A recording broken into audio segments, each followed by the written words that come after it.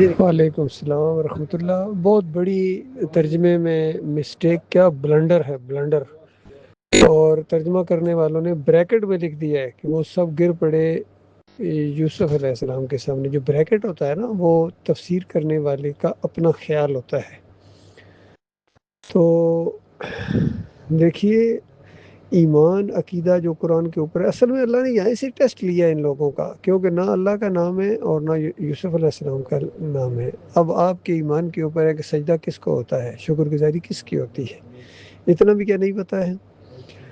اب کوئی نہ کوئی چیزیں اللہ نے ایسی رکھی ہوتی ہیں کہ جو انسان فتنے میں پڑتا ہے۔ بڑے بڑے علماء ہیں، نبی علیہ السلام کو عالم الغیب مانتے ہیں، تو قرآن کے حوالے دیتے ہیں، بتائیے تو ان کے لیے اللہ نے یہ چیزیں رکھی ہیں یا نہیں رکھی ہیں؟ اسی طرح کتنی صحیح حدیثوں سے غلط مطلب نکالا ہے مسلک پرستوں نے، فرقہ پرستوں نے۔ تو وہ چیزیں اللہ نے خود رکھی ہوئی ہیں تاکہ جس کا دل کرے شرک کی طرف جانے کے لیے وہ ادھر چلا جائے، اور جس کو چاہے ایمان کی طرف آ جائے۔ تو انہوں نے کڑی سے کڑی آپس میں ملائی ہے۔ اور ہم حنیف صاحب کہا کرتے تھے کرینے سے تو یہی معلوم ہوتا ہے، وہ کرینہ انہوں نے ملایا ہے، بالکل صاف صاف نہیں لکھا ہوا ہے۔ صاف صاف کدھر لکھا ہوا ہے؟ صاف صاف تو جو بات ہے وہ قرآن کی نص ہے کہ سورہ مریم کی 58 نمبر آیت آپ پڑھیں، اس میں تمام انبیاء کی سنت بتائی گئی ہے کہ جب بھی ان کے سامنے اللہ کی کوئی نشانی آتی ہے یا اللہ کے سامنے سجدہ ریز ہو جاتے ہیں۔ اور اس میں یعقوب علیہ السلام کا نام بھی ہے، کچھ کے نام میں اور کچھ کے اللہ نے اس طرح بتایا کہ جو بھی انبیاء ہے۔ تو یہ نص ہے۔ پھر سورہ آل عمران کے اندر وہ ایک آیت ہے، شاید 80 نمبر ہے، اور ایک آیت اس سے پہلے بھی، کہ کسی بشر کا یہ کام نہیں ہے، کیونکہ ہر دور میں مشرکین نے اپنے انبیاء پر الزام لگایا کہ انہوں نے ہمیں یہ راستہ دکھایا، اور اللہ نے جواب دیا کہ بے ایمانو، تمہیں کوئی ہوش ہے؟ انبیاء کیسے ہوتے ہیں؟ کسی بشر کا یہ کام نہیں ہے کہ اللہ تعالیٰ اس کو نبوت عطا فرمائے، اس کو حکمت اور دانائی عطا فرمائے، اس کے اوپر کتاب نازل کرے، اور پھر وہ لوگوں سے یہ کہنا شروع کر دے کہ اللہ کی بجائے میرے بندے بن جاؤ۔ یعنی اس میں بندگی کی ساری چیزیں آ گئیں کہ میری نظر و نیاز کرو، مجھے مدد کے لیے پکارو، میرے سامنے رکوع اور سجدے کرو۔ وہ اپنے آپ کو پجوانا شروع کر دے گا؟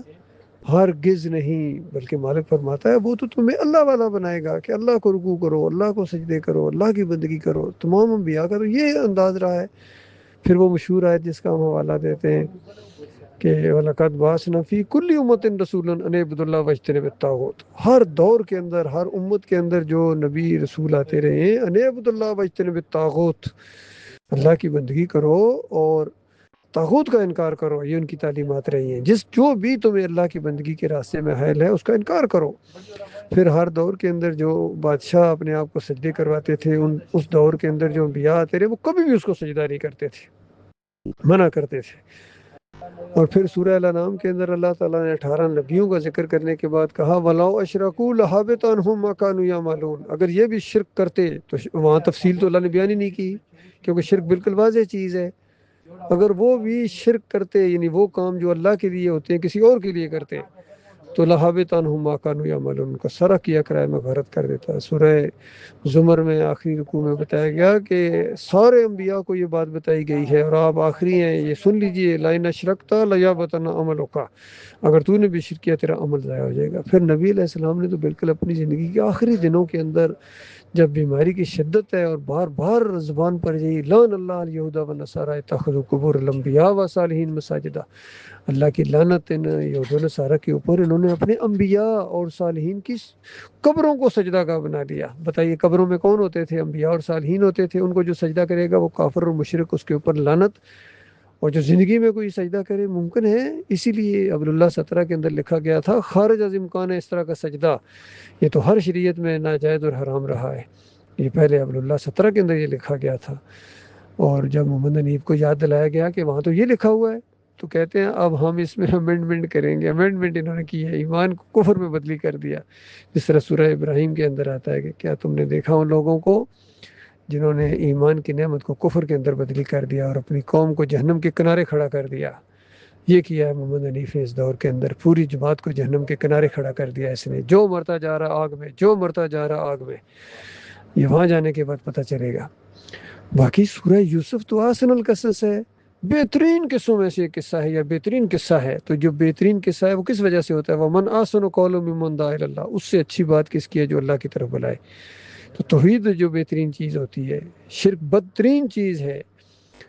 تو یہ ایک انداز اختیار کیا اللہ تعالیٰ نے جب یوسف علیہ السلام نے 4 نمبر آیت کے اندر اپنا وہ خواب بیان کیا، جو منظر انہوں نے دیکھا۔ وہ منظر کیسا تھا؟ دیکھو، سورج چاند ستارے، نہ ان کے پاؤں ہیں، نہ ہاتھ ہے، نہ ماتھا ہے، یہ گول قسم کے یہ اجسام ہیں۔ تو یہ کس انداز سے وہ نیچے اترے تھے یا کیا ہوا، یہ یوسف علیہ السلام نے دیکھا یا اللہ جانتا ہے۔ اور وہ اصلی نہیں آئے تھے، خواب دیکھا تھا، اور اس خواب کی تعبیر ہوتی ہے۔ یہی کیا یعقوب علیہ السلام نے، تعبیر بتائی ہے کہ میرے بچے اس کا یہ مطلب ہے، اور سارے وہی الفاظ ہیں جو آگے جا کے 100 نمبر آیت اور 101 نمبر آیت میں یوسف علیہ السلام نے دہرائے ہیں، یا سورہ آل عمران کے اندر جو الفاظ آئے ہیں کہ اللہ کسی کو نبوت عطا فرمائے، دانائی عطا فرمائے، وہی چیز وہاں دہرائی گئی ہے کہ میرے بچے، اللہ تعالیٰ تجھے دانائی عطا فرمائے گا، وزڈم عطا فرمائے گا، اور تو تجھے چن لے گا، یعنی تجھے نبی بنائے گا۔ بتائیے، کوئی نبی اپنے بیٹے کو اپنی طرف سے کہہ سکتا ہے کہ تمہیں اللہ نبی بنائے گا؟ جب تک وہی نہ ہو، وہی جب تک اللہ نہ بتائے۔